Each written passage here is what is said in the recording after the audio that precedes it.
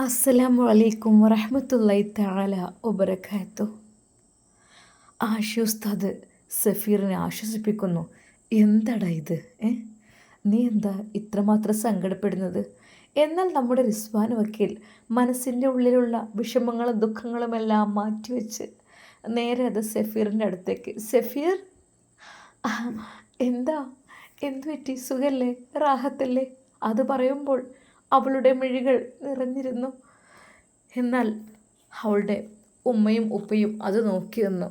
എന്നാൽ ഒരു നിമിഷം ഉമ്മ വിചാരിച്ചു, റബ്ബേ, എൻ്റെ പൊന്നുമോൾ എത്ര കൊതിച്ചതാണ് അവനെ. അവനുമായി നിക്കാഹ് കഴിഞ്ഞിരുന്നെങ്കിൽ എത്ര ഭാഗ്യമായിരുന്നു എൻ്റെ കുട്ടിക്ക്. സാരല്ല, അവരെ വീട്ടുകാർ പറഞ്ഞനുസരിച്ച് നടക്കട്ടെ. എന്നാൽ അതാ നമ്മുടെ റിസ്വാൻ വക്കീൽ സഫീറിൻ്റെ മുമ്പിൽ പോയി പൊട്ടിക്കരഞ്ഞു പോയി. എത്രയൊക്കെ തന്നെ പിടിച്ചു നിർത്തുവാൻ ശ്രമിച്ചിട്ടും അവൾക്കത് കഴിഞ്ഞില്ല. അത് സഫീറിന് എന്ത് ചെയ്യണമെന്നായിപ്പോയി. അവളെ ഒന്ന് നെഞ്ചോട് ചേർത്താലോ എന്ന് തോന്നിപ്പോയി. റബ്ബേ, പക്ഷേ അവൻ ആഷി ഉസ്താദിനെ നോക്കി. ഒരു നിമിഷം ആഷി ഉസ്താദിൻ്റെ കണ്ണുകൾ നിറഞ്ഞിരിക്കുന്നു ആ നിമിഷം തന്നെ. എന്നാൽ നമ്മുടെ റിസ്വാൻ വക്കീലിന് നിയന്ത്രണം സഹിക്കാൻ കഴിഞ്ഞില്ല. അവൾ നേരെ അതാ സഫീറിൻ്റെ നെഞ്ചിലേക്കങ്ങ് വീഴുകയായിരുന്നു. സഫീർ, എനിക്ക് സഹിക്കാൻ കഴിയണില്ല സഫീർ, ഞാൻ എന്ത് ചെയ്യണം? അതെ, അവൾ വിങ്ങിപ്പൊട്ടുകയായിരുന്നു.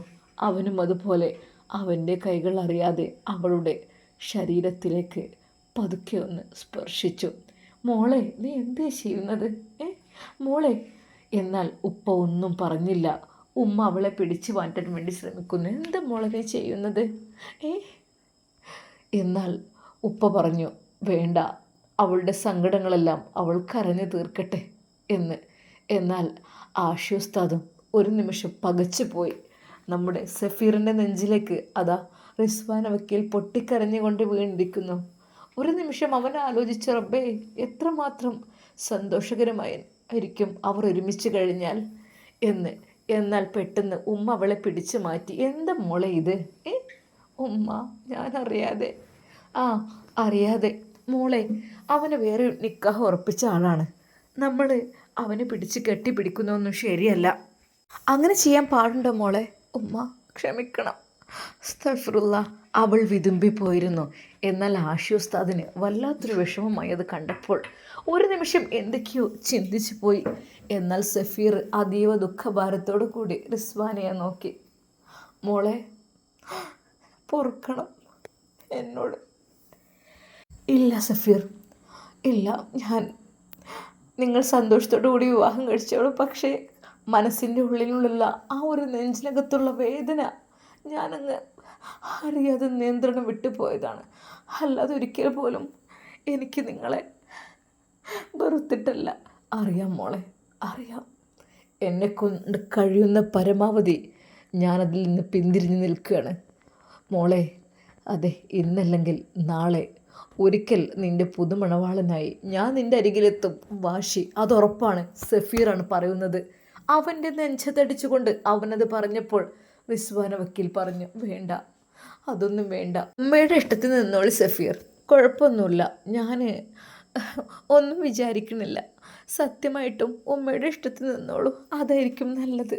ഞാൻ പ്രാർത്ഥിക്കാം നിനക്ക് വേണ്ടി. റിസ്വാന, എനിക്ക് കഴിയില്ല പെണ്ണേ, നീ ഇല്ലാതെ എനിക്ക് കഴിയില്ല.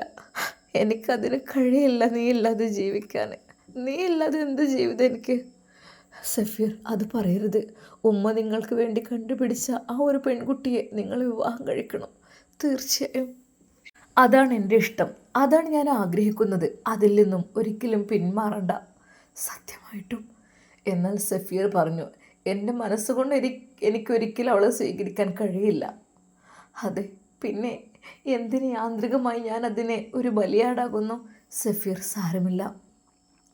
അള്ളാഹു നമുക്കൊന്ന് വിധിച്ചിട്ടുണ്ടാവും. നമ്മൾ എത്രയൊക്കെ തന്നെ ആഗ്രഹിച്ചാലും പടച്ച റബ്ബ് വിധിച്ചത് നമുക്ക് ലഭിക്കുകയുള്ളൂ. അല്ലാതെ നമ്മളെ ഇഷ്ടത്തിന് എന്തെങ്കിലും വിചാരിച്ചിട്ട് അതൊന്നും നടക്കാൻ പോണില്ല. അതൊക്കെ അള്ളാഹുവിൻ്റെ അനുഗ്രഹം പോലെ ആയിരിക്കും. ഇൻഷാ അള്ളാഹ്. അള്ളാഹു സുബ്ഹാനഹു വ തആല നമുക്കതിനുള്ള ഭാഗ്യം നൽകി അനുഗ്രഹിക്കട്ടെ. പിന്നെ എൻ്റെ പ്രിയപ്പെട്ട സഫീർ, വിവാഹം നടന്നില്ലെങ്കിലും നിങ്ങൾ നല്ല രീതിയിൽ ജീവിക്കണം, അത് ഞാൻ ആഗ്രഹിക്കുന്നു. ഒത്തിരി ഒത്തിരി ഞാൻ ആഗ്രഹിക്കുന്നു. എൻ്റെ പ്രിയപ്പെട്ട സഫീർ അത് നല്ല രീതിയിൽ ജീവിക്കണം. അവളുടെ കൂടെ നിങ്ങൾക്ക് വേണ്ടി ഞാൻ പ്രാർത്ഥിക്കും. എൻ്റെ സഫീറിനെ ഒരാൾ ഉപദ്രവിക്കുന്നത് എനിക്ക് ഇഷ്ടമല്ല. അത് ഒരിക്കലും ഉണ്ടാകാൻ പാടില്ല. എൻ്റെ സഫീർ, എനിക്ക് ഇതൊക്കെ പറയാനുള്ളൂ. ഇനി ഇൻഷാ അല്ലാ നിങ്ങളുടെ ജീവിതത്തിലേക്ക് പ്രവേശിച്ചോളൂ. എന്നാൽ സഫീറിനത് കേട്ടപ്പോൾ അവന് സങ്കടം സഹിക്കാൻ കഴിഞ്ഞില്ല. ആഷി ഉസ്താദ് അപ്പോഴേക്കും അവൻ്റെ തോളിൽ തൊട്ടിക്കൊണ്ട് പറഞ്ഞു, എന്താടാ ഇത്, സാരല്ല, എല്ലാം ശരിയാകും, നീ വിഷമിക്കല്ലേ. അങ്ങനെ അതാ നേരെ അവർ വീട്ടിലേക്ക് പോകുന്നു. റിസ്വാൻ വക്കീലിനെയും ഫാമിലിയെയും കൊണ്ടാക്കി കൊടുത്തു. തിരിച്ചു വരുമ്പോൾ സഫീറിൻ്റെ മിഴികൾ അറിയാതെ റിസ്വാനയുടെ കണ്ണിലേക്ക് പതിഞ്ഞു. പോട്ടെ, പോയിട്ട് വരൂ. ഇൻഷാ അല്ലാ ആഷി ഉസ്താദിൻ്റെ നിക്കാഹിൻ്റെ സദസ്സിൽ കാണാം കേട്ടോ. നീ വരുമോ? തീർച്ചയായും, ഇൻഷാ അല്ലാ ഞാൻ വന്നിരിക്കും. നിങ്ങളും വരണം കേട്ടോ. സ്നേഹത്തോടെ തൻ്റെ പ്രിയപ്പെട്ട റിസ്വാനയുടെ ആ ഒരു ശബ്ദം കേട്ടപ്പോൾ സഫീർ അറിയാതെ വിതുമ്പിപ്പോയി. ഇൻഷാ അല്ലാ.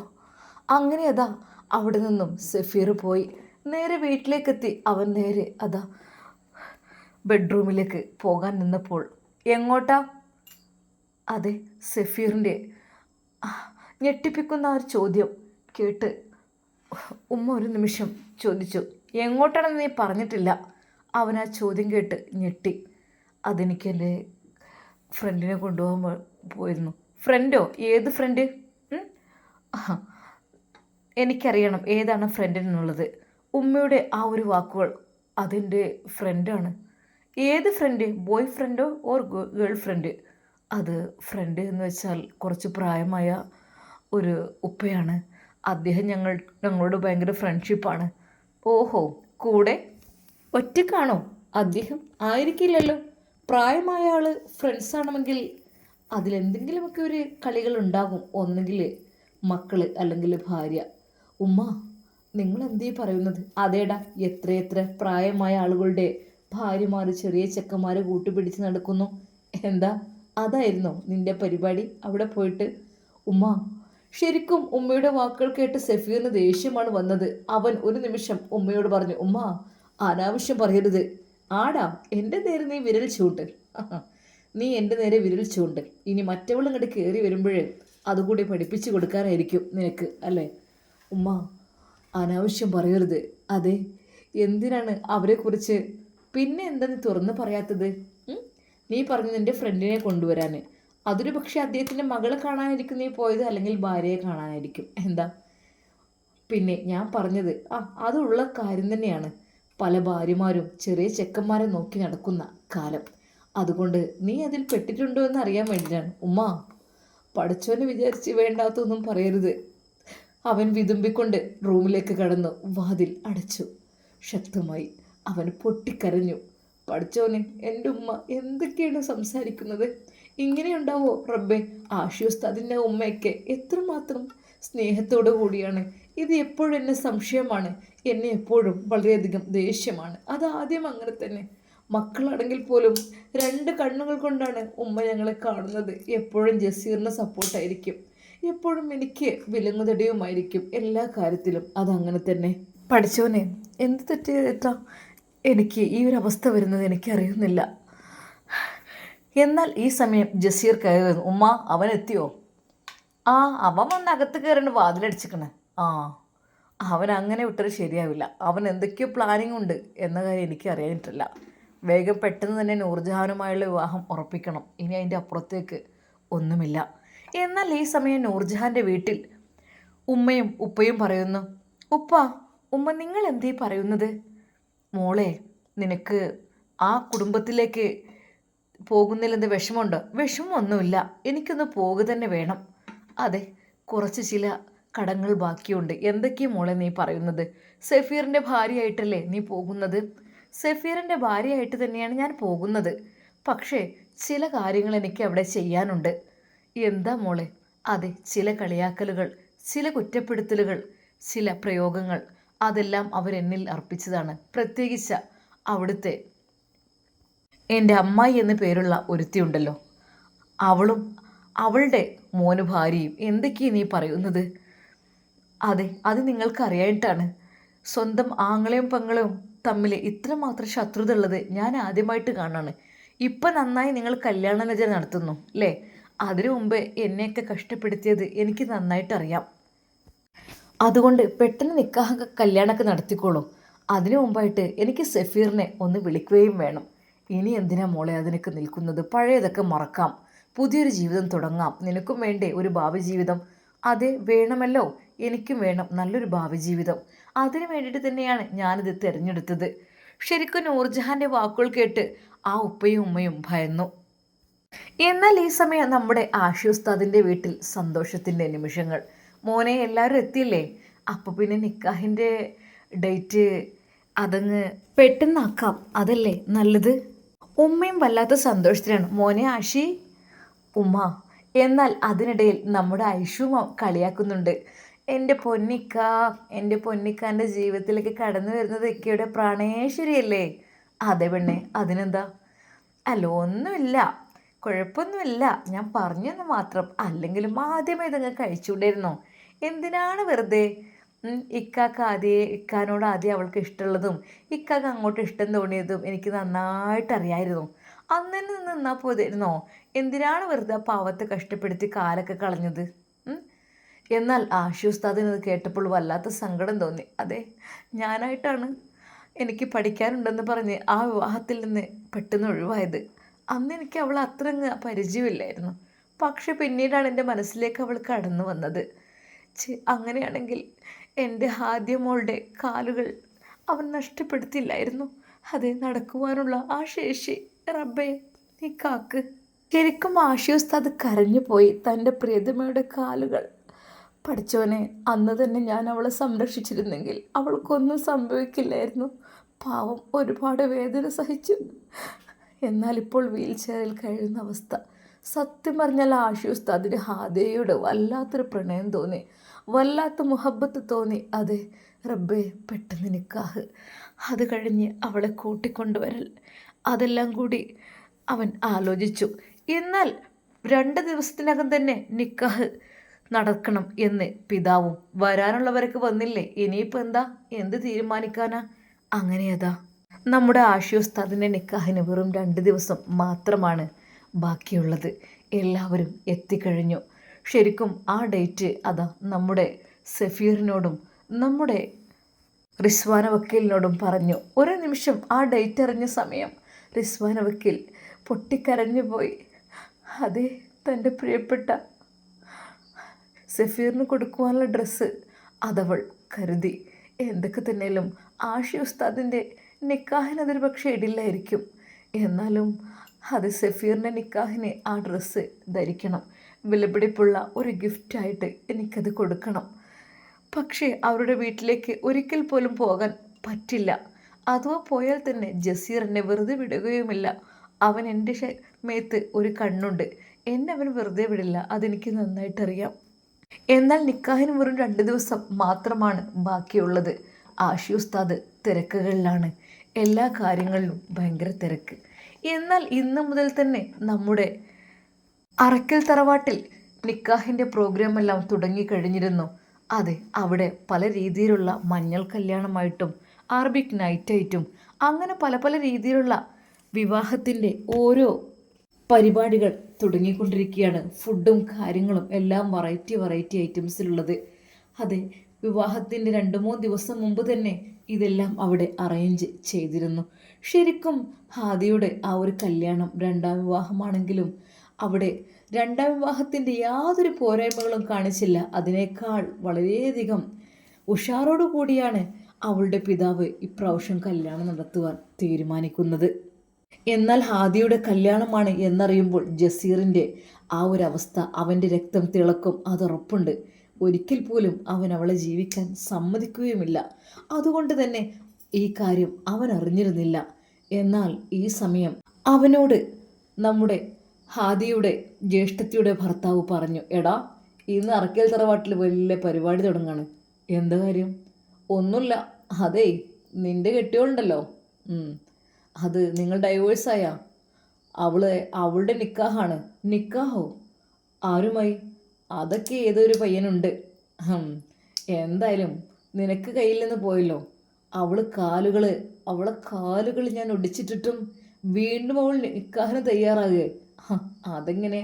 അവളെ അരയ്ക്ക് താഴെ മാത്രമല്ല, ശരീരം മുഴുവൻ തളർത്തും ഈ ജസീർ. പറഞ്ഞില്ലെന്ന് വേണ്ട. അതൊന്നും വേണ്ടടാ, ജീവിച്ചു പോയിക്കോട്ടെ. കാരണം എന്തൊക്കെ തന്നെയാലും അരക്ക് താഴോട്ട് തളർന്ന പെണ്ണിനെ കൂടെ ജീവിക്കുമ്പോഴേ അത് വലിയ സുഖമൊന്നും ഉണ്ടാവില്ല. എന്നാൽ ജസീർ പൊട്ടിച്ചിരിച്ചു. അതെ, അരക്ക് താഴോട്ട് തീരെ ശേഷിയില്ലാത്ത അവളെ കൊണ്ട് അവരങ്ങ് കുഴങ്ങും. നീ നോക്കിക്കോ, രണ്ടാമത്തെ ദിവസം തന്നെ അവൾ ഡൈവേഴ്സ് ചെയ്തിരിക്കും. അങ്ങനെ രണ്ടാമത്തെ ഡൈവേഴ്സിനും അവൾ അർഹയായിരിക്കും. നോക്കിക്കോ, നീ നോക്കിക്കണ്ടോ. ശരിക്കും ജസീർ പുച്ഛഭാവത്തോടു കൂടി അങ്ങനെ വിളിച്ചു പറഞ്ഞു. അവർ സുഖിക്കാൻ കഴിയില്ല, അവർ സുഖിക്കുന്ന എനിക്കൊന്ന് കാണാം. അതൊക്കെ ഡൈവേഴ്സ് രണ്ടാമത്തെ സെറ്റായി നിൽക്കുകയായിരിക്കും. ഭാഗ്യം കെട്ടവൾ, അതൊന്ന് കാണണമല്ലോ അവർ ജീവിക്കുന്നത്. ശരിക്കും അവൻ കളിയാക്കി ചിരിക്കുകയായിരുന്നു. എന്നാൽ നേരെ സഫീറിൻ്റെ വീട്ടിലേക്ക് അത് ജസീർ എത്തുന്നു. ഉമ്മ, എന്താടാ? അതെ, നിങ്ങൾ അറിഞ്ഞോ? എന്ത്?